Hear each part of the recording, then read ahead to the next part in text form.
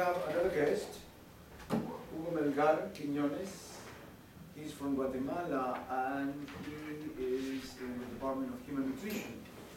Hugo is an authority, an international authority in the field of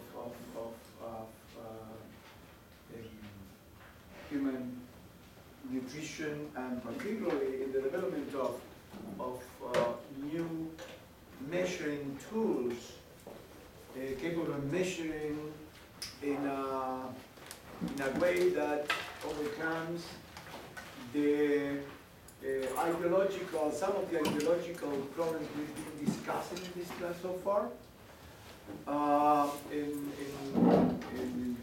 Regarding different countries, different areas, different localities. Hugo is working with several countries in Latin America. And so I won't talk about that because you can talk about that. I mean, you can ask him about that, the particular experience, his particular experience in the field and field work and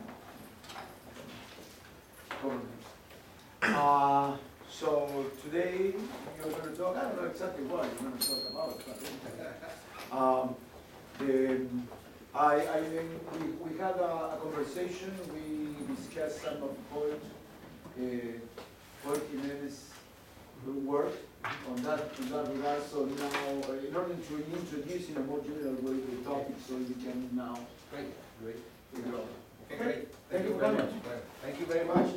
I am, as you can see, struggling a bit with the technology here. I don't know what I did. It was working, right? You saw it was working. And now I don't know what I did here. But anyways, allow me to introduce myself first, and well, It's a piscine, right? it's CPC, yeah. It is.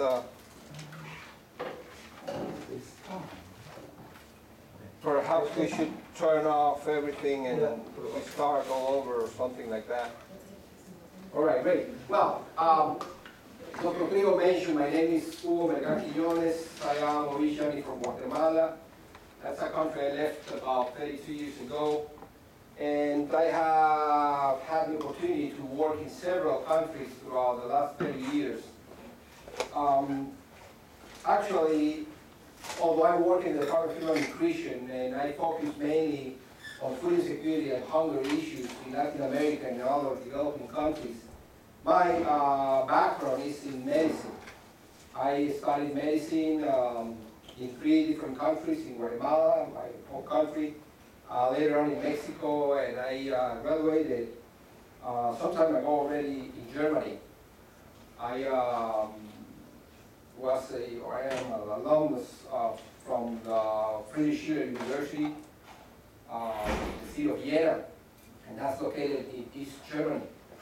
And I arrived there in 1983 and stayed there for about 11 years. I finished my medical degree there. After receiving my medical degree, I did a doctoral degree in public health.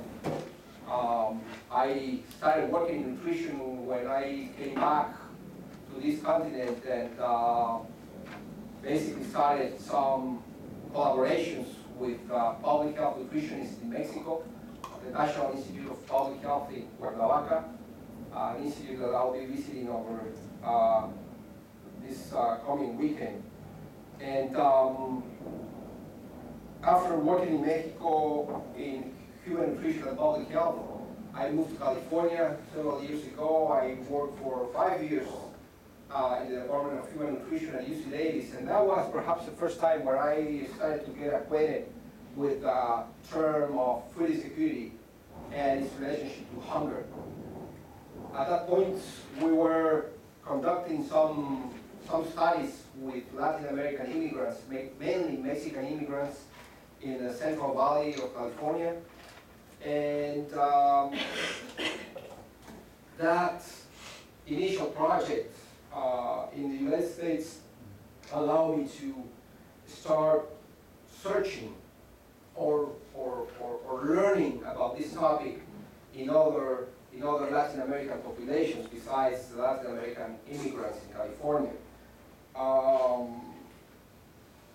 That initial study opened the door for a study in 3 Latin American countries, Mexico, Bolivia, and Ecuador, which took me to a study that took place in 4 different countries, all of them located or most of them located in different continents. We work in Burkina Faso and Ghana in Africa, in the Philippines, in Asia, and again in Bolivia, in Latin America.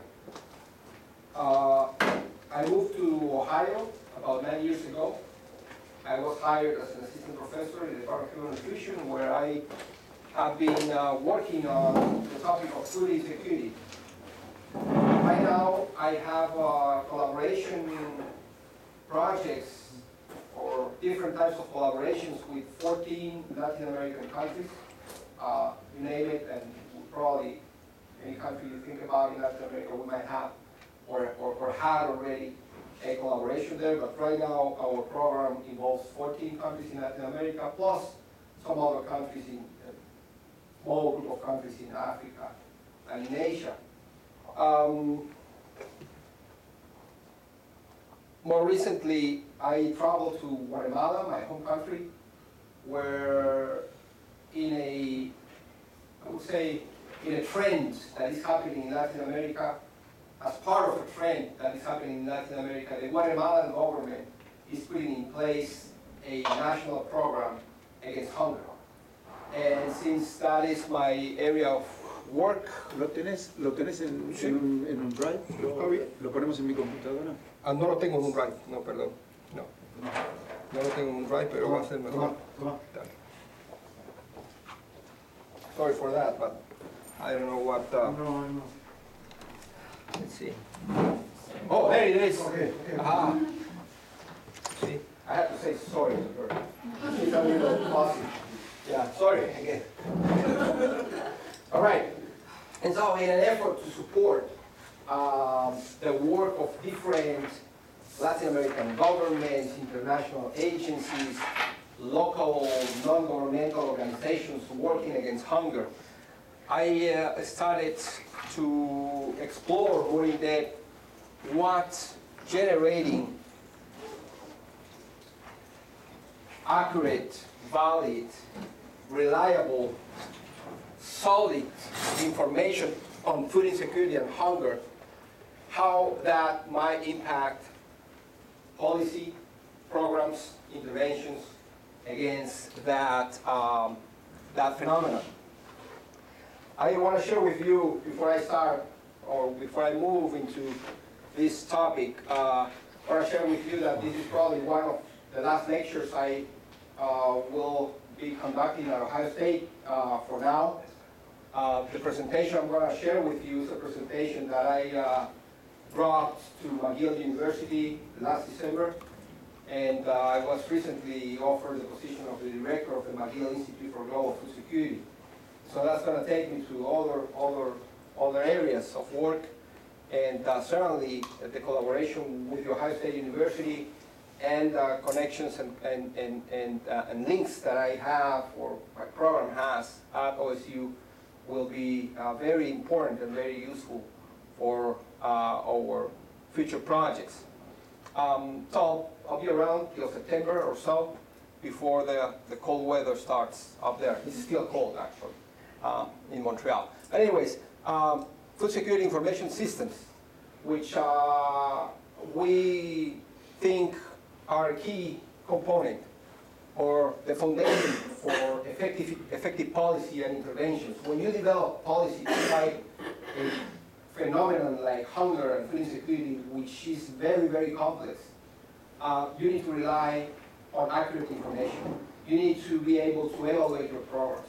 And the only way to know if what you are doing has an impact is helping people to move forward, to leave the food insecurity status or situation they are into, is to generate instruments, to generate indicators for good measure. And so that is part of the work we have been doing at Ohio State. Any intervention needs information at the beginning, before the intervention happens, and during the intervention, and by the end of the intervention, to see if what we did had any impact at all. But what is food security? what are we talking about? And sometimes when I come back from one of my trips, I arrive at an international airport in the US, and the immigration officer asks me what I was doing in another country. I tell him that I was perhaps leading a workshop on food security. And usually these very gentle, kind persons respond, thank you for what you're doing for the security of our country. And you know, you just want to go through and you don't have time or you don't want to spend time explaining that what you mean by food security doesn't have to do anything with homeland security. It might have, but it's not a direct relationship. When I talk about food security, I talk about all people at all times having physical and economic access to sufficient, safe, and nutritious foods.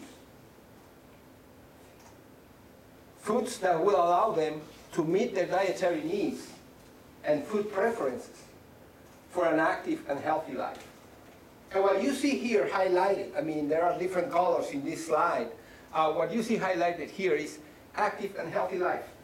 Because basically, if people are food insecure, then they will go into a vicious circle of malnutrition, illness, etc., etc. Basically, if people have the foods they need, meeting their dietary needs,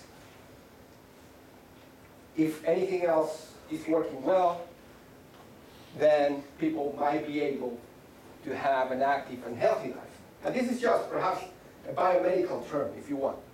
But in the long run, and you will see that this has an impact, because in the long run, most of the food assistance programs, most of the interventions against hunger focus on sufficient foods, providing people with enough food. The tummy is full, the heart is happy, right?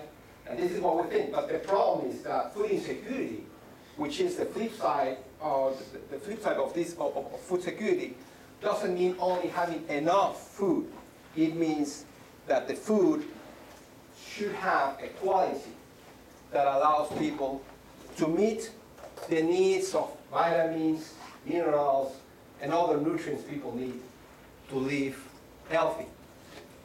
The environment within which food insecurity is embedded, again, is very complex. It's not only a matter of producing more food and feeding off tummies. That is not the problem. The problem is that if you don't have a program that is comprehensive enough, one of these different environments, one of these different factors will take you most probably to failure. The environment might be the physical environment. It's usually in several developing countries and in the areas where we have worked, in the regions where the poorest people live in those countries, isolated rural communities mainly, is characterized by soil degradation, water scarcity, right? The impact of climate change is affecting these populations in a very direct manner. A lot of people just don't have the basic physical resources to produce food or the foods they need. There's a social environment as well. And sometimes this social environment is also plagued of inequality in the land distribution, right? Conflict, dependence from other programs. People don't have, again, the resources, but they don't have either the organizations, the networks, the social structures that allow them or might allow them to grow and develop and produce the food they need. And then you have a policy environment. A policy environment that might be plagued by corruption, for example. The budget allocation is different from country to country, but certainly the fight against hunger and the case of nutrition is still, let's say, a sideline in the budgetary programs, in the budgets of the countries. I don't think I emphasized that well enough in this presentation, but let me just mention to you, because we're talking about a global phenomenon, and when we're talking about food insecurity and hunger, we start thinking about developing countries, Latin America, Africa, Asia. Let me share with you that reports by the Department of Agriculture, the federal government, Washington, D.C., tell us year by year, and in the last report, of November of last year told us that almost 50 million Americans, 50 million individuals in the United States face food insecurity at some level. And we're not talking about people who are starving because they don't have anything to eat. We're talking about people who don't have the foods that they need for an active and healthy life. And so it's a phenomenon that is basically everywhere.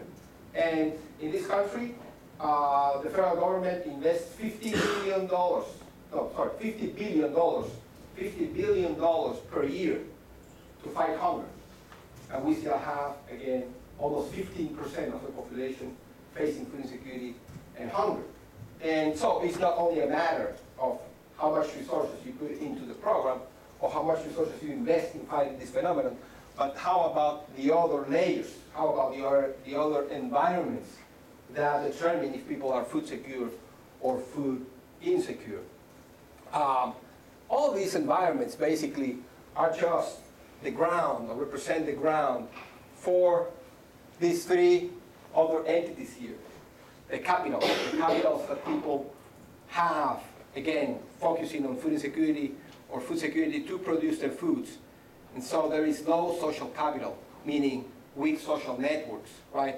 Low human capital, high illiteracy, and certainly other issues related to ideology, other issues related to the capacity of people to understand or to apply certain technologies that allow them to improve their food production. Money, of course, is the big issue, perhaps, more directly related to poverty, which will definitely impact in a direct manner if people are food insecure or food secure. But food insecurity doesn't have only some causes clear for us in the social sciences, political sciences, and so on. It has also very important consequences. And of course, people who are food insecure, they have an insufficient diet, or the quality of their diets is very low, right? We were talking about food insecure people in the US. In the US, food insecure people have a higher risk for obesity and chronic disease than those who are food secure, for example. All right, so food insecurity has an impact in the quality of the diet, which might take people to malnutrition, starvation, perhaps in the most severe levels, chronic malnutrition, which means retardation in the growth of people in general, but also overweight. And we're talking in Latin America and in Africa and in some Asian countries about a phenomenon that is called the double burden. This is something we are assessing at this point using some data sets from Brazil and other Latin American countries, because poor households that are food insecure are facing both problems. Some people in the household are malnourished, and some people are overweight, under the same roof. The mother might be overweight, the child might be chronic malnourished. And so if you develop a policy, if you develop a program for those families, you cannot give the same thing, the same assistance to everyone, because the problem is differentiated. And this is part of the problem. We are trying to overcome malnutrition, but perhaps at the same time making overweight and obesity a bigger problem than it is right now. On the psychosocial level, food insecurity has as an impact depression, conflicts in the family, discussions. Right now there is a study here at Ohio State, and I just saw the flyer a couple of days ago, before this weekend, on marital status and marital conflicts and overweight and obesity. And the flyer seems to imply that conflict within a couple might put the people involved in, at a higher risk for overweight and obesity, for example. Anyways, any of these phenomena, any of those consequences will generate illness, will put people at a higher risk for infections, chronic malnutrition, chronic diseases like cardiovascular disease, diabetes, etc. So this is a simplified picture of this complex phenomenon. Let me try to fix this, hopefully. Yes, there we go. Of course, the international community has been involved for several years, and actually we have been talking about food as a human right since 1948. It's part of the Universal Declaration of Human Rights, actually, the right to food. But more recently, and in the second half of the 90s, the leaders of the different countries have been meeting, and in 1996, a World Food Summit happened in Rome. This is the building in the back of the Food and Agriculture Organization at the United Nations in Rome. And these are some of the commitments that the heads of state decided to prioritize. They talked about the importance of the environment, as you saw in the previous picture. So a political, social, and economic environment that is conducive to sustainable food security for all. They talked about policies that should allow people for a nutritionally adequate and safe food. They decided, or they emphasized the need of sustainable food policies and practices, things that are long-term and not only bring, for example, supplements to places where children are dying. Allow me the term, like flies. Every 5 seconds dies a child of malnutrition or because of hunger in the world. But a country, this is the mean, this is the average across the world. Every 5 seconds, one child dies because of this issue.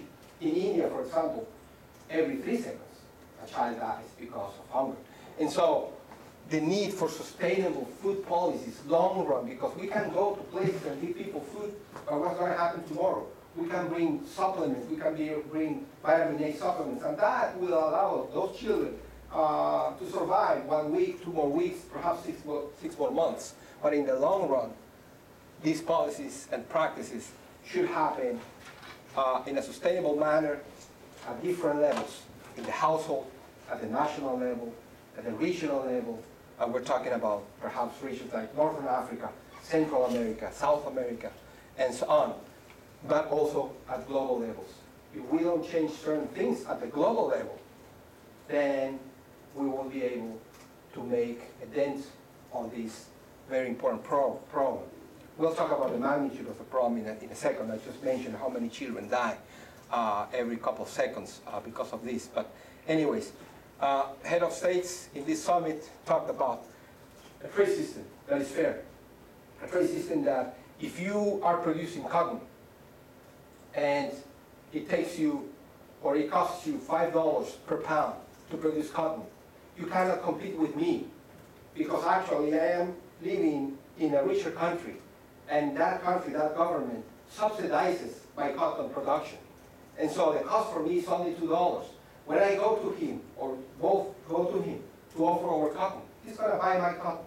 So we're talking a world trade system that allows everyone for fair game, to play under fair rules, which is not happening at all in the world. And this is part of the cause of the situation we are facing.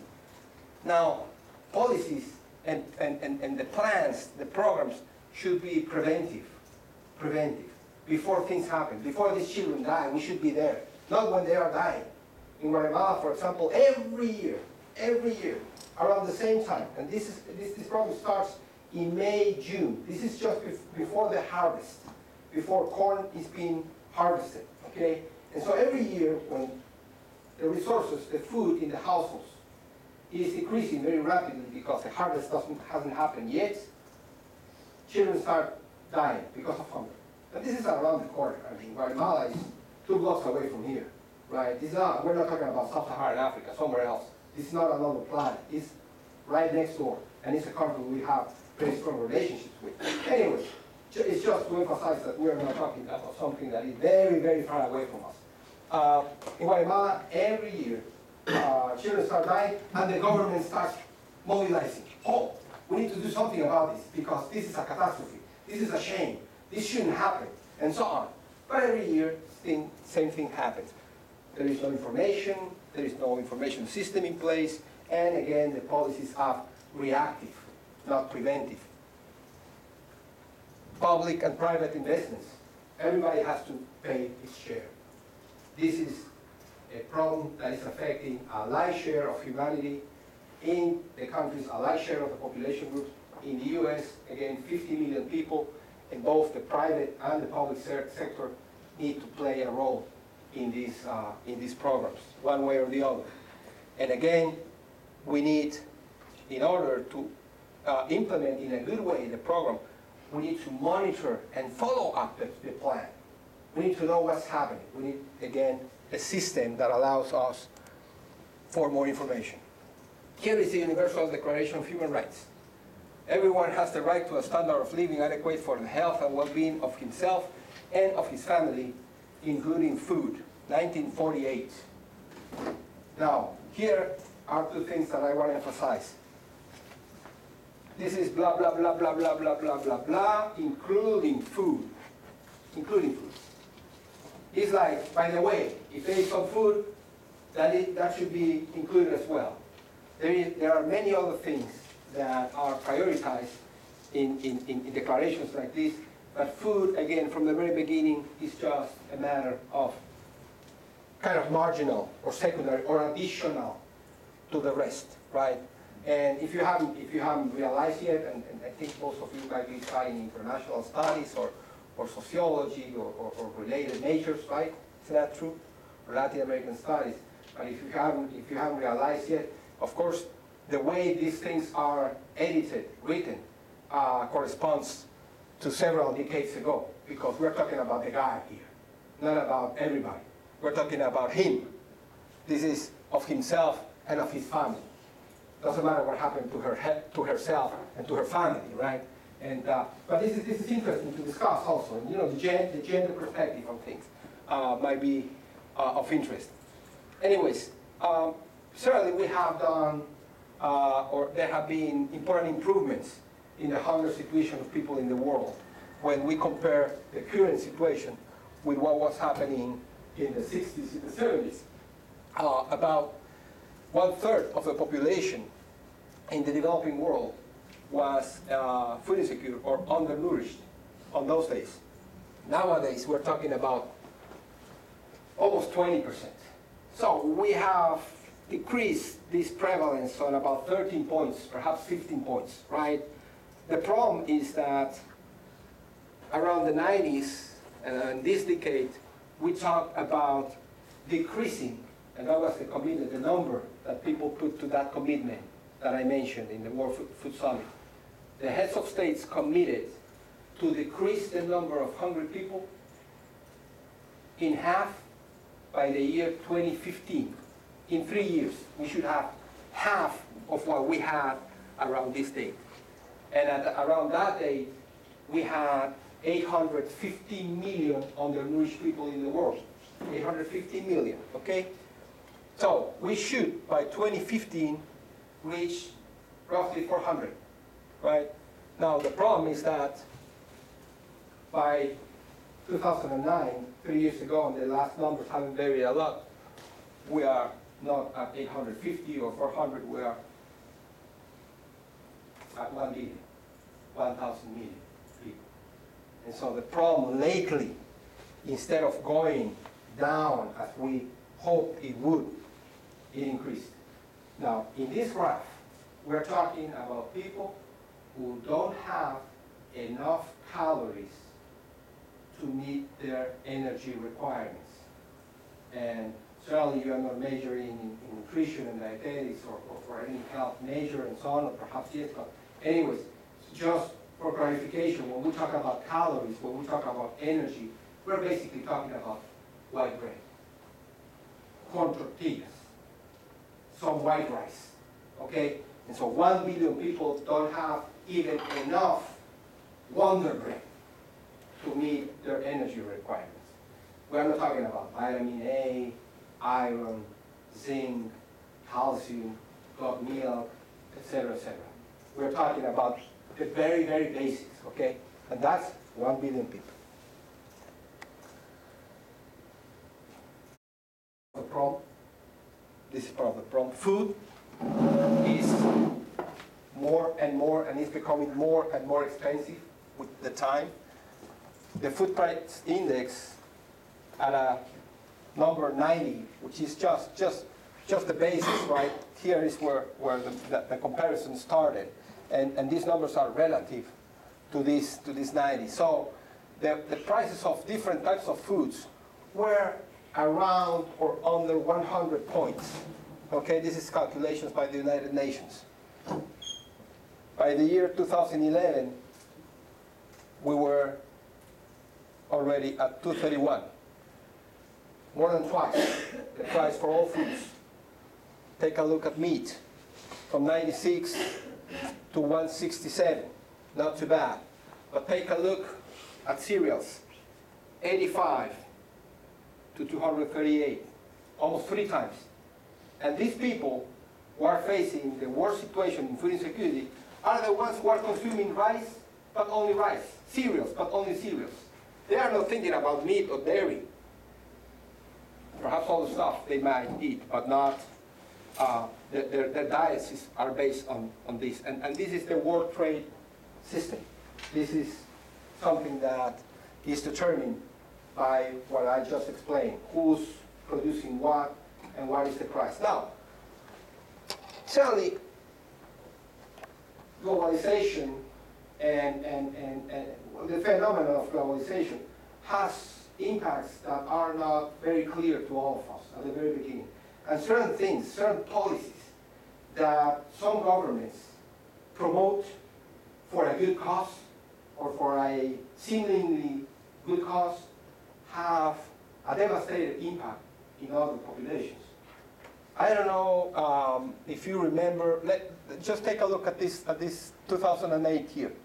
Food price index 90, 2008, 200, okay? 50 points. Basically, it started going really up around 2008. What happened around those days that affected cereals? Yes? Oh, the recession? The recession was part of this. Yes, the banking system in the US was being affected heavily, right? And that certainly had an impact in the financial system worldwide. But there was something else that we were doing. And we were doing for the cause of ecology. We were doing this for the cause of climate. We were doing this for the cause of reducing pollution. That was the goal. Yes? Biofuels? Yes. Biofuels. Biofuels. Biofuels. More and more developing countries are producing corn, palm oil, and other plants that instead of producing food, products that are basically filling up the biofuel production. The price of corn went up very quickly, right after President Bush announced that biofuels is the way to break the dependency from the fossil fuels from the Middle East and other countries, for example.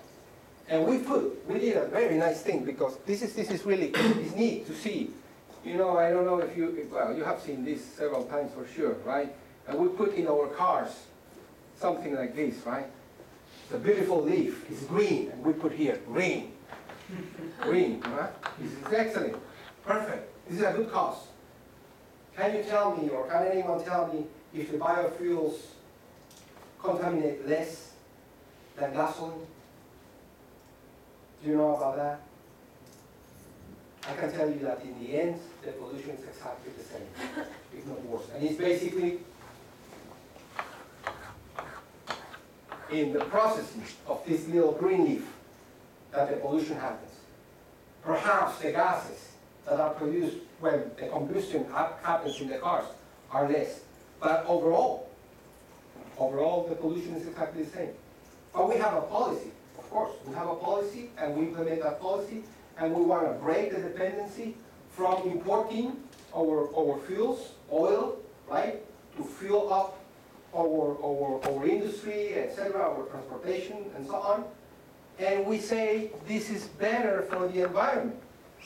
But what we don't say is that that policy kills people somewhere else. Let me see if I have this graph somewhere here, or perhaps later on. But several things when policy is being implemented. are not clear to us, are not as obvious. And some citing here an economist, Sen Amartya from India, who in the 80s wrote a lot about poverty. And his work actually has a very important impact in thinking about or moving from is there enough food available, from is this food accessible? Because one of the things that is happening nowadays is that we do have enough food. Food is available, it's there. The problem is that people cannot access that food. So it doesn't matter to you if Kroger has a beautiful supermarket across the street if you don't have the money to buy food there, right? So access is key. So anyways, one of the things that Amartya said about poverty was that a lot is obvious when you're looking at the raw problem, the crude problem. You don't need elaborated criteria. You don't need a lot of measurement. You don't need a lot of analysis and complicated analysis to recognize raw poverty. You can see, you just need to walk to High Street, right? Walk across the street and you can see who's poor and who's not. Many things are obvious. There are poor people on the street. That is obvious. And we might not need a lot to understand what are the underlying causes to that. But not everything related to poverty is quite so simple. The same thing applies to food insecurity and hunger. Things are not that simple. And even identifying who's poor, or in our case, who's hungry, who is food insecure, to do a diagnosis, to determine where are the most vulnerable groups, where they live, how can we help them, actually to determine what are the groups that are, again, the target or will be the target of our policies, is far from obvious when we move from the extreme. And again, when we talk about food insecurity, we're not talking only about starving people. We're talking about food insecure people on High Street. Now, the problem, as you saw already, is huge. We're talking about 1 billion people. Now, that's the reason why I emphasize that we are talking about 1 billion people not meeting their energy requirements is because when we move away from the extreme and we talk about zinc deficiency, for example, or iron deficiency is one of the main causes, or the main cause for anemia, right? And anemia doesn't allow people to work well, doesn't allow people to learn in the right way, doesn't allow people to defend themselves, to prevent infectious diseases. Zinc is closely related to, zinc deficiency is closely related to infectious diseases and measles and so on. When we talk about this, we know that about 1/3 of the world population is zinc deficient. That there are around at least 1.5 billion people who are iron deficient. And the main cause for zinc and iron deficient are related to inadequate intake, to nutrition, to the foods people are consuming or not consuming, to the foods that they can buy or cannot buy. And so we are not talking about 1 billion people. We might be talking about 2, 2.5, depending on how large the world population is. And this has a very important impact in the resources that are available to fight this problem. Because if the problem is as large as this chair, then I can determine, okay, the money to solve this problem is $100. But if it is as large as 2 chairs, then I need perhaps 300, 400, 500. If the problem is as large as this room, how much money do I need? And so if I don't know how large the problem is, then the investment that I will be doing to fight the problem might just be nothing. And this is what's happening in the fight against food insecurity and hunger in the world. It's not only that it is the last word in that paragraph of the Universal Declaration of Human Rights. It's everywhere the same thing. Food is the last item in the budgets. We invest 4, 5, 10 times more money on putting a robot on Mars than fighting hunger in the US, just in this country. I'm not talking about the wars, of course. This is another area as well. But this is a problem that doesn't affect only this country. It's affecting everybody else. We put more money in Latin America to fight drugs in the drugs war, which doesn't do anything to the consumption of drugs in the US, for example, than fighting hunger. In Guatemala, we put more money against the drugs than in fighting hunger. And so, we know the problem is big. The problem is, and this is something that I am trying to emphasize every time I travel to those countries, and a couple of months ago, I was talking with a colleague here at Ohio State, and they put a note on a press release on this, and I started receiving calls, from people from all over the place. And is it true that hunger is twice what the United Nations say? And I say, yes, but I need to explain you why. Because the obvious is 1 billion. What is not obvious is the other billion or the other 2 billion of people. Food insecurity, again, since food insecurity is very complex, food security needs also a complex assessment and approach. When we talk about food security, again, we talk about enough food available, but mainly and central, this pillar, access. If people don't have access to the food, we have been saying or telling people in fighting chronic disease and in the fight against overweight and obesity in the US that they should change their diets, right? Perhaps you have heard that. All the nutritionists and dietitians across the country are telling people, oh, you should eat more vegetables and fruits. Oh, you should eat fish. If you eat fish, if you eat salmon better, right? Salmon is best than any other fish, and so on. Honestly, when I listen to that, I just look at the faces of people who are in poverty in the southeast of Columbus and other counties in Ohio, and people look like this.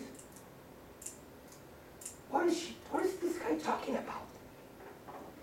What's salmon, first of all? Oh yeah, it is. They're having the supermarket. It's available. Oh really? Yeah. How much is it? Right? And so on. Can I pay for that? Yes or no?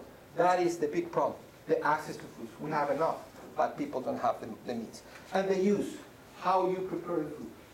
A lot of foods, if you don't prepare them the right way, they lose the nutrients. The nutrients disappear. The nutrients are not useful anymore. And if you do the right combination, then the nutrients help each other and do a better job, or have a better impact in the nutritional status of people. So the way people use the food has also a big impact in the nutritional status. And then, of course, you need economical, social, and political stability. And that's the foundation. Without that, everything else just wackles like this. And so does the food security building. Now, measuring and assessing food insecurity is not something that we created, that we invented in this century. In the 80s, in the 19th century, the British Empire developed what they called the famine codes for India. And look at this. What they wanted to do was to assure effective information channels to detect early scarcity and hunger. And they were measuring the prices of the food, they measured changes in the climate, they measured the production, they had some social indicators. And so at that point, the British authorities in India were already assessing this phenomenon. So it's not something that we started doing again just a couple of years ago. And the idea was, again, effective information to detect, and of course, detect for what? To prevent that the problem increases, becomes bigger. In the 70s in Africa, during the food crisis in Africa, in Ethiopia, and other countries in that continent, we focused a lot on food supply. We wanted to improve the food production. And we thought the more food, the better, okay? And certain measurements were put in place. The United Nations still based their assessment of food security on balance sheets. And balance sheets mean Basically, the countries report to the United Nations how much food they produce, how much food they exported, because there are a lot of poor countries, and this is again a global phenomenon. Poor countries that don't have enough food to feed their people, they feed the food markets of other countries. Africa is feeding Europe. Africa is feeding China. But they are not able to feed themselves. And so, again, the balance sheets are based on this is the amount of food we produce, the amount of food we exported. They import also foods. They export the highly nutritious foods to Europe and import more corn, more rice, or other cereals. This is the food we imported. This is the food that we couldn't store. So it's food that is waste. And this is the food that we fed to the livestock.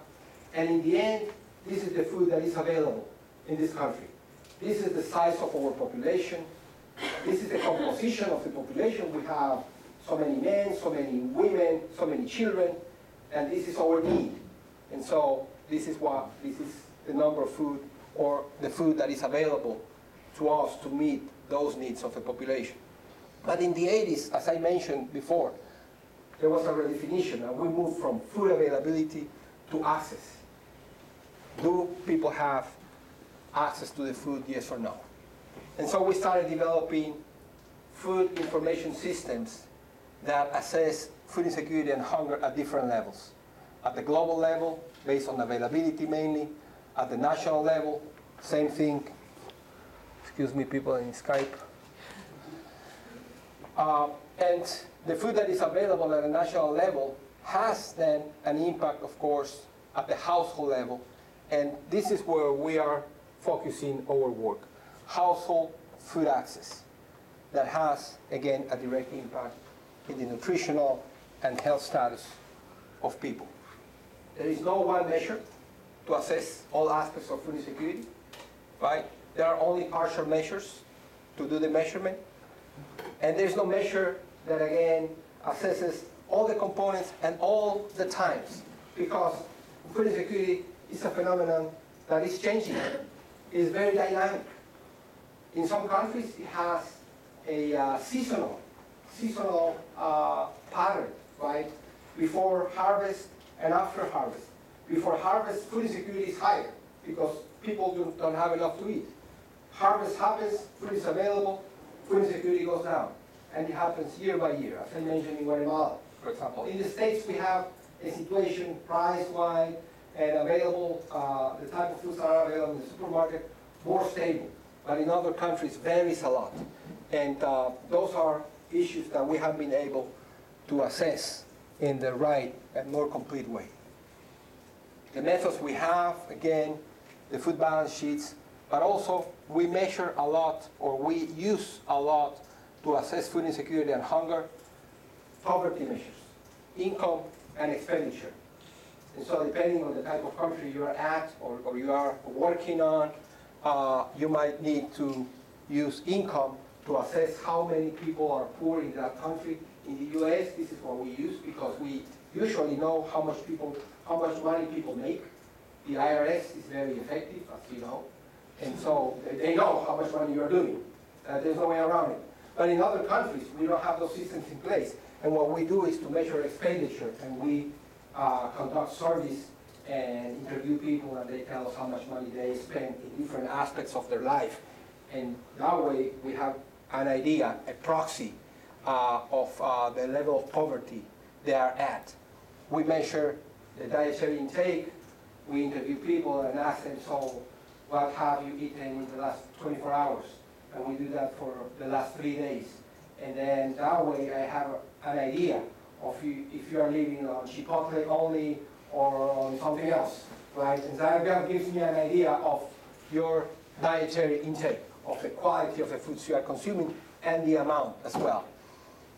Child nutrition status is usually measured or assessed using anthropometric indicators. Very simple. We measure how tall they are or how long they are, if they are babies, right? And what's their weight. So we measure weight and height. And to assess if they are growing in the right way.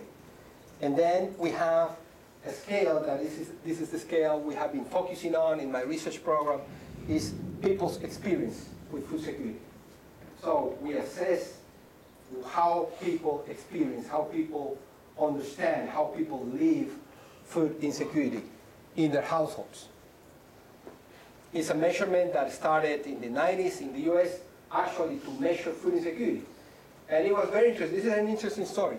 In '84, a presidential task force was charged to address or to assess hunger and food insecurity in the US. And this group of people went to different places in the country, and they came back to the White House with a report. And they said, yes, there is hunger in the US. There is food insecurity in the US. But we don't know how many people are affected. And we don't know exactly where they are, because we don't have any indicator to measure this phenomenon. And so colleagues at Cornell University and University of Massachusetts developed a couple of indicators that merged later on in what we call nowadays the Household Food Security Supplemental Module, which includes only 18 questions, 10 of which are or refer to the situation of the adults and the household as a whole, and 8 questions refer to the situation of the children. So here are some of the numbers. This is the report from 2010, which was released in 2011. So these are the last numbers, actually, because the numbers of 2011 will be released by the end of this year. And as you can see, almost 15% of all US households face food insecurity at a certain level. Might be a mild level or a more severe level. But look at the prevalence among single mom households, single women with children, 35%, more than twice the national level. So this is an instrument that allows you to focus your program and say, hey, we need to do something about the problem, but specifically, especially about this group. And here's another gender issue, because since there are single women with children, there are single men with children as well. And here is the prevalence. And the prevalence is about 5 to 8 points lower, percent points than women. So for some reason, single moms do, or single dads do much better than single moms. Of course, race, ethnicity has an impact as well. White non-Hispanic households have a prevalence of about 10%, while black non-Hispanic and Hispanic households have about 25% of a prevalence. I usually do a breakdown on these numbers, and this report actually allows you to take a look at, for example, black American households with children, and the prevalence jumps to 30-something%.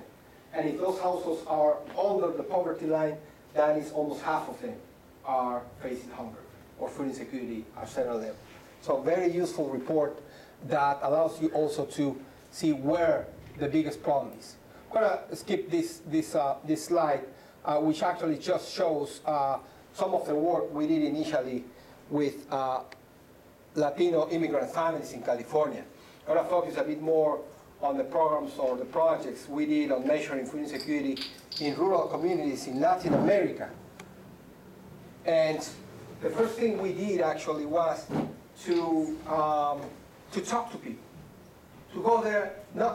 We didn't want to go with an instrument that is being used in the US and we knew it works with Latin American immigrants and apply the instrument there. Ask the same questions. Perhaps the phenomenon is very, very different than the phenomenon here. And so anyways, we went there, we met with people, we talked about what the problems were, how they were dealing with the problem, how were they managing food insecurity, and based on this study, we found a lot of information about the environment, about the local concepts of food insecurity, about the dietary patterns. And this is the second time that you see this pot of corn.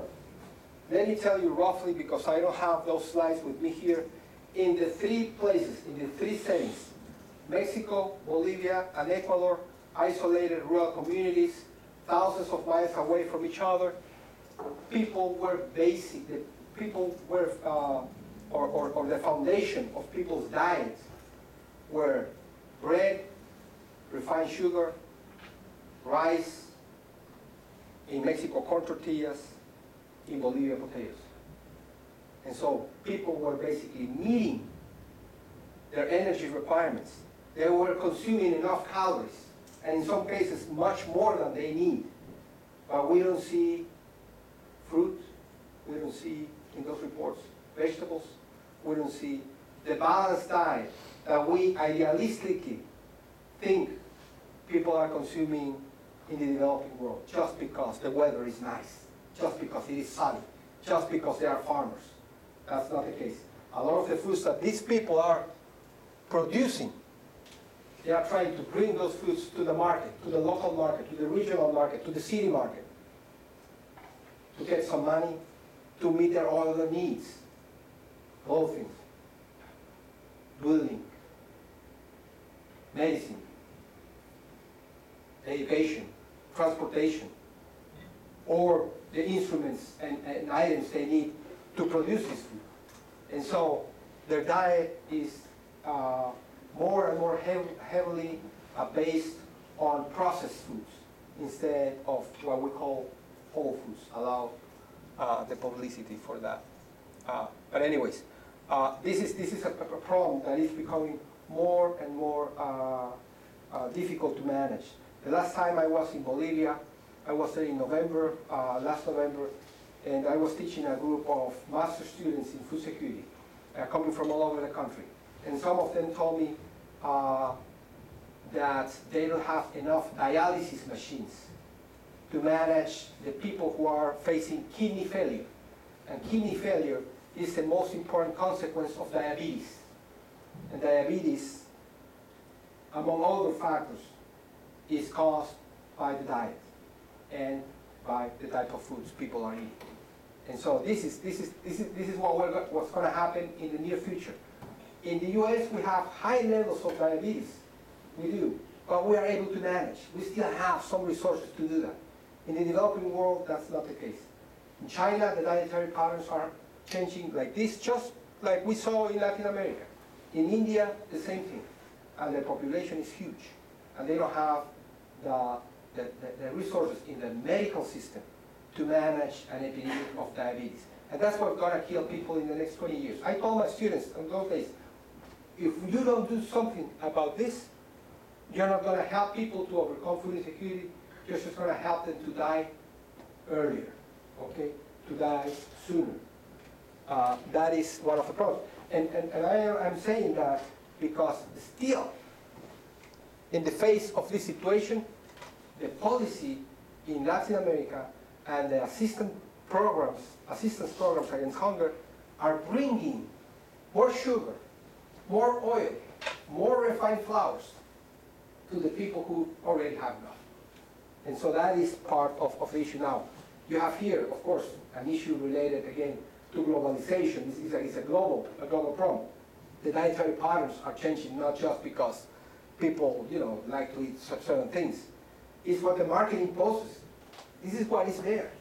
I've seen people feeding their children instant soups in places where you have to walk for 4 hours to get there. 4 hours to get there. And they are feeding instant soups to their children. So the market is determining a lot of what people eat and what people do not eat.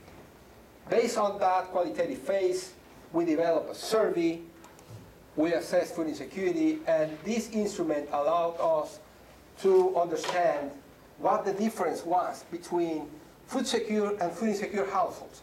And in Ecuador, we had only a small sample of 50, a little over 50 perhaps, but most of those households were food insecure, as we expected. Food secure were just a couple of households. And in this multiple variable analysis, we couldn't include those 2 households. But we were able to show that using the measurement we are proposing, people are able, or the people that the programs working with these populations are able to differentiate between those who are food insecure at a moderate level and those who are food insecure at a severe level. The number of foods that this group has in their shelves is much higher. This is the number of food items in the shelves. So you go to the household and ask people about a number of food items, and you count them. And food insecure households at a moderate level have, in average, 48 food items in their kitchens. Food insecure households at a severe level have only 30 items. So already you can start to differentiate between two different levels of food insecurity. It's not only who's food secure and who's food insecure. Among the food insecure, there are people who are doing better or worse than others. And you can take a look at this, for example. You can say, okay, the difference on cereals is about 1.7 items, right? But the difference regarding vegetables is 5. So perhaps both households have enough cereals to meet their needs. But certainly, the ones who are at a food insecure level, at a severe level, need some help in meeting their vegetable consumption needs more than the ones who are at the moderate level. So you see, you can start differentiating groups, and you can start diversifying your own program. You cannot give a hungry person the same thing than another one, because then their needs might be different. And that's the point of this, okay? And again, since the national food assistance programs are giving everyone the same, which is refined flours, refined sugars, oil, then what they are doing, if those part of the food insecure households are dealing with overweight and obesity, they're just making that problem bigger than it was before, not helping at all. The dietary variety is affected, and this is just a paper we published on the Mexican sample in this study. What we found is that the diet, or the variety of the diet in the households, decreased minus 0.25 for each point in the scale of increasing food insecurity. The higher food insecurity, the lower the variety of the diet. Meaning, but there are some foods that people are still consuming. And what we found is that they rely more and more, again, on energy-dense foods rather than nutrient-dense foods. And with nutrient-dense foods, I mean high on vitamins and minerals. We tested this scale in Africa, Asia, and Bolivia. Small samples of people again. We developed a survey in different languages for Bolivia in Spanish and Aymara, for Burkina in French and Moray, and for the Philippines in English and Tagalog. And we had about 300 households. And what we did is we compared the food security scale that we are testing against the World Bank Consumption Module. The World Bank Consumption Module, the short version of the module, has about 300 questions. 300 questions. And this module has 80 questions. Okay? And what we wanted to do is to put in the hands of these communities, of the agencies and the governments that are working with them, put in their hands a tool that they can apply on a more regular basis. It's not as expensive, and they can follow up the problem, can monitor the programs in an easier way. It is not substituting a more complex measure, but it's certainly allowing to decrease the cost of the program. And here are the numbers for Bolivia, the Philippines, and Burkina. And this is the amount of money people spend per person per day on different types of foods. And the total amount of money, and these are local currencies, okay? The total amount of money that Bolivian households spend, who were food secure, spent on food was higher, significantly higher, and here is the p-value, very significant, significantly higher than those households who were insecure, we call it without hunger, so at a moderate level, and certainly also more than those households who were food insecure at a more severe level. So you were able to differentiate again the situation of food secure households and food insecure households, but within food insecure households you could differentiate as well, and this is also food group by food group, how much money the households were spending. Great. These are national data from Guatemala. The last data are based on, again, samples of 300 households. These are national data from Guatemala. The number of households here was over 10,000 households across the country. And you can see again that the expenditure in food among food insecure Guatemalan households is significantly higher than the expenditure on food among food insecure households at the mild level, at the moderate, and the severe level. And the superscripts show you significant differences between each of the levels of food insecurity. So again, you can't differentiate. There are certain things you have to do with this group and with this group and with this other group. It can allow you to decrease, again, the money you're putting into the program. We run a number of comparisons. We were all the time thinking, does these tools do the same job everywhere? Is the experience similar or not? Are there universal factors, universal components of the measurement that are, again, present across the world? What you see here is the way people responded to each of the questions in the survey. And this is the prevalence, the percentage of people responding yes to each of the questions. Yes, I have experienced that situation. What you can see here is you have Mexico in yellow, Ecuador in pink, and then in light blue or greenish, the California sample of Mexican immigrants. And what you can see here is a pattern of response that is similar across the three samples. So we thought, it's not only that Latin American immigrants in California do better than those living in those communities because they are responding at a lower prevalence affirmatively to the questions, but the pattern of response is the same, meaning the survey is performing in the same way. It's doing the same type of job. And this is very important because when you develop a measurement instrument, then you want that instrument to measure the same phenomenon in the same way everywhere. If you have a scale to measure weight, you should measure weight in the same way here in the US than in China or in Guatemala. Same thing. You should measure weight in the same way among thin people and among people who are higher in weight, or short people and tall people. Same thing. So this is the idea. Doesn't matter how food insecure or food secure people are, the scale should measure the same phenomenon, should perform in the same way. So this is something we assess using a mathematical model that is called the RASH model. And again, similar patterns were found when we measure food insecurity in Bolivia, Burkina, and in the Philippines. The work we did at those levels allow us to move then to the national level.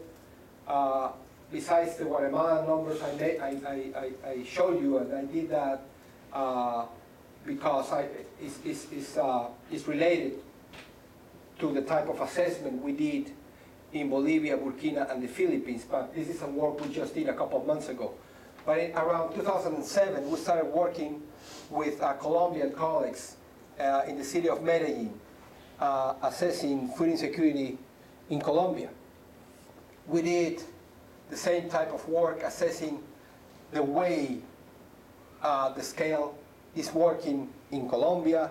Is the psychometrics actually of the scale? Is the scale doing the same type of job? Does it fit the mathematical model we're using? And we know it fits the mathematical model if these infit values are in a range that is the acceptable range for the model. This is just general values, doesn't have a meaning for you, but again, it's the way we assess the performance of the tool. We did the same thing in different samples. This is a local sample of the Department of Antioquia. This is a sample, national sample from the whole country in 2008. Same thing we did in Brazil, in the Escala Brasileira de Insegurança Alimentar, where we run similar types of analysis using local samples of the city of Campinas in the south of the country, in the state of Sao Paulo, and also comparing different groups. If I ask you, if I apply to you this scale as a female individual, does the scale do the same job if I apply the scale to you, or to you in the back, or to you in that area of the country? That's another thing, right? We say we want the scale to perform in the same way. In Brazil, we compare the way female and male individuals in the national survey responded to the scale. And you see the overlaps between the triangles and the circles here. Women and men responded in the same way. It doesn't mean that food insecurity has the same level.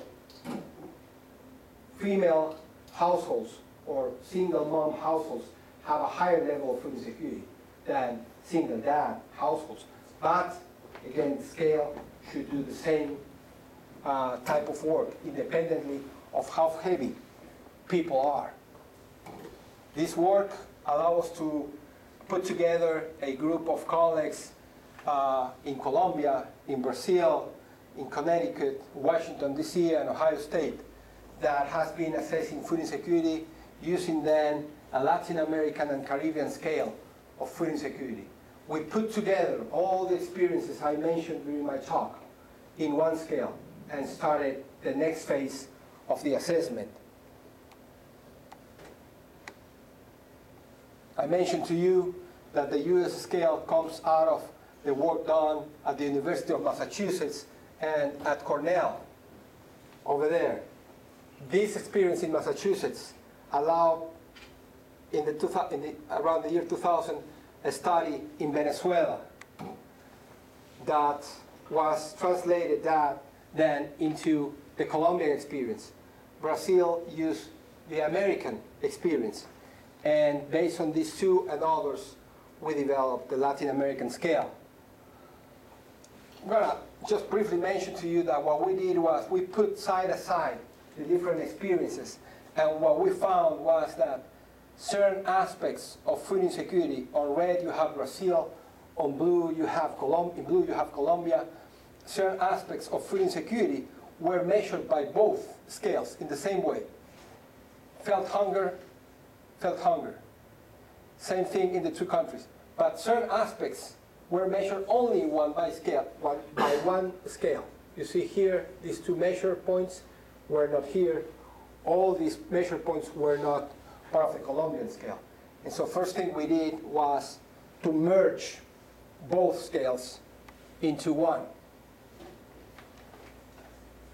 The Guatemala assessment we did recently was based on an initial assessment among almost 250,000 households across the country. These are data that were generated by the National Institute of Statistics. And in this case, we are comparing rural and urban households. In red, you have the urban households. In yellow, the rural households. And you see that in both situations, people were responding in the same way to each of the questions. There is a tiny difference here. We think that that difference might be substantial if it is of 1 point, which would be between -5 and -4. The difference here is less than half a point. So that's the only question where we found some difference. It might be the wording that we are using, but overall, again, we compared earlier female households with male heads of household, and in this case, urban and rural. And everywhere we have found the same situation. In Paraguay, a small sample of the Department of San Pedro, comparing among gender, men and women, responding in that country, again, in the same way.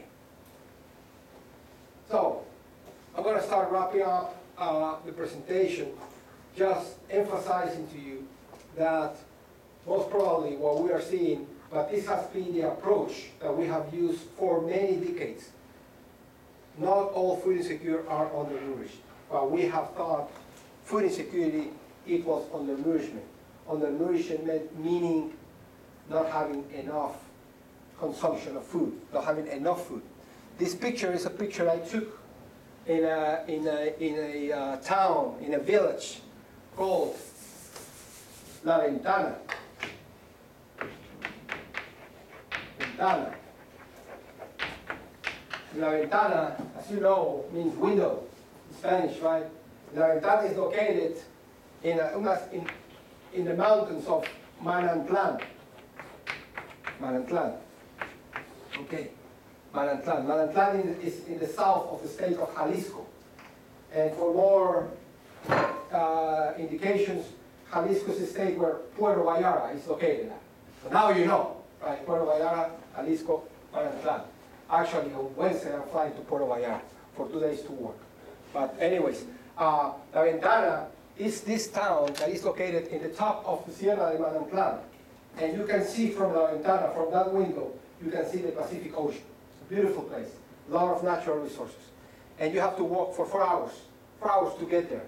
You drive with a four-wheel drive to the next village with a road, and then you walk up the hill to get to La Ventana.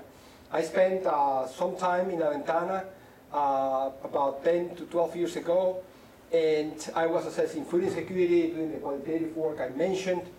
And one day I was sitting, and it was 5:30 a.m. or 5 a.m., something like that. I was sitting outside a small house where I was living, and I saw all the women carrying bags. And one of them was pulling a mule, and they were walking down the mountain. And I asked them, so where are you going? And they said, oh, we're going to that town down there. And why? Oh, well, the money from the government is coming, like the equivalent to the food stamps. Okay, the food stamps are coming. Oh, I said, so you walk every month, down 4 hours and up 4 hours or so? They said, no. The money, the food stamps come in chunks of 3 months or 4 months. And so every 3 or 4 months, we receive notice that we need to go and get our food stamps. So it was an important amount of money they were going for. And so they left, and I stayed there, did my work, and walked around, and enjoyed the setting, and so on. And in the afternoon, around 4 or 4:30 p.m., they started coming back into the village. And I saw them carrying their bags full with this type of drinks. This is no juice at all. This is just water with some orange color, a lot of sugar, and perhaps some ascorbic acid, meaning a little bit of vitamin C, perhaps, okay, in the best case. Anyways, this girl is a kid of one of those women who, besides these marvelous drinks, were carrying in their bags, and this is a trademark. You can cite that, Oreo cookies, Cheetos, and other stuff, okay? And the instant soups. Maruchan is the name of the soups, Maruchan, or Maruchan, right? And so they arrived there, and they started feeding their children with that. And so the next phase for me was, because the first thing I thought was, all of them have a little grocery shop, but who's buying? Who's selling? Because everybody was getting the same stuff, right? And anyways, oops. Oh, my friend from Germany, I'm sorry. No, Misha, I'm not there. I forgot to turn this off. Anyways, they were feeding the children with this. And I asked one of them, why are you doing this? Isn't it less expensive, more economical actually, to feed your child with the wild beans you can gather in the forest here? She looked at me like, this guy has no clue. Right? He doesn't know what he's talking about. And so I asked her further, so can you explain me? And she said, well, do you have an idea how many hours do I need to gather, to collect those beans? Well, no, I don't know. Well, I have to walk into the forest and go, walk around, and it takes me 3 to 4 hours. Then I have to clean the beans, right? And so after 5 hours, I'm ready to cook the beans. Do you know how much wood I need to cook these beans? So I need to go in the forest and get wood. 2 more hours, 3 more hours. Carry the wood. Cook the beans, 2, 3, 4, 5 more hours. So it's half a day of work to cook the beans. And I said, in my naivety, I responded, but it's less expensive And she said to me, and do you think I don't have anything else to do? I mean, this is a woman who is overloaded, who is working non-stop from 4:30 a.m. in the morning until the day ends. Everybody's already in bed, if there's a bed, and she's still working. And I want her to go gather wild beans and gather wood and feed her child a better diet. Is it better for the child or not? Is it better that the mother spends all that time in those tasks or not? It's basic home economics. Basic home economics. Everybody does the same thing. And this is a problem. This is a huge problem. Because we have been able to change the quality of life of these people. And they have to rely on the cheapest foods they can find. And the cheapest foods they can find are the ones who by now, this picture I took 12 years ago, this girl, I measured her, I evaluated her nutritional status. She was already chronic malnourished at that point. She is, by now, might be 16 years old. She will be still stunted. She didn't grow the way she should, but she's probably overweight or obese, might have diabetes already, and she will probably die before she reaches the age of her own mother. And this is an impact, not only of the living conditions of these people, of the poverty that is prevalent in these regions, but of the programs we put in place and the way globalization and simplification of the issues, of the problems, are affecting the policies and the assistance we are giving to these people. See, I'm leaving in 2 minutes, and I want to show you that we have numbers to make this point. We found in this sample of Colombia that the more food insecure, from mild to moderate to severe, the more food insecure the households are, the higher the risk for children for stunting, growth retardation. We found the same case in Brazil. The higher the food insecurity level, the higher the risk for growth retardation. But we found also in Brazil that the higher the food insecurity level, especially at the mild and moderate level, the higher the risk of the mothers of those children to be obese. So we have been able to show what we saw already happening, what we took with us in our pictures to our offices here, is happening when we measure this phenomena in national service in Latin America.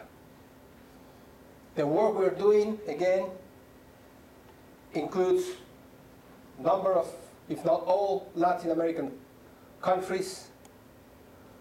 We are trying to assess how well this measure then works country by country and comparing different countries. We're moving to other areas of the world. Students in my research program at Ohio State have translated and are starting the assessment of this tool in Swahili for Kenya, in Chinese, in Arabic, and in some indigenous languages of Latin America, like Quechua, in Peru. The work that is, again, expanding throughout different regions. We have meetings, regular meetings every year.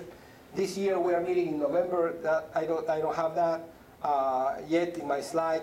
We will be meeting in Havana, Cuba, to discuss again food insecurity in Latin America. It will be very interesting to have also the Cuban experience included in all these programs, like Fome Zero or Hunger Zero in Brazil, Malnutrition Zero in Bolivia, and others in Central America and South America. We think that we can put together a Latin American food security information center, right, that will allow us the further development of a global measurement of food insecurity and the development of a global food security information center to evaluate the best practices and the regional and national trends. we're working at different levels in different countries. In the case of Bolivia, we're working with National Service. We're helping them to evaluate their national program against hunger. And we are supporting the development of a national policy against hunger. We have students, especially graduate students, studying food insecurity, students that I am mentoring in several Latin American countries. As I mentioned, I'm traveling to Puerto Vallarta this Wednesday to meet with students of the National Association of Nutrition Schools of Mexico to address these issues with them. And again, we are supporting the development of integrated national food security systems where different institutions are the ones demanding this type of measurements that should have an impact on planning, policy making, budget allocation, budget allocation, budget allocation. Yes, we need more money and we need fair budget allocation to monitor and evaluate their programs, and of course to improve our research capabilities. National food security systems that include different aspects, and one of them is the training of people, or of young professionals in this type of phenomena based on document and data center where they can conduct their research and go more in depth in these questions than we have done before. We're dealing with a complex phenomenon. There are diverse indicators that complement each other, but there is a growing need for global indicators that measure household experience in the same way across the globe. These indicators should allow us a better targeting on high-risk populations, have comparable measurements among countries and across regions, and do a better work in supporting the food insecure. This is what the Latin American experience suggests. And this is an aspect of globalization as well, if you want. In this case, within academia. The Latin American experience, we're projecting that experience to Africa and to Asia and to other regions.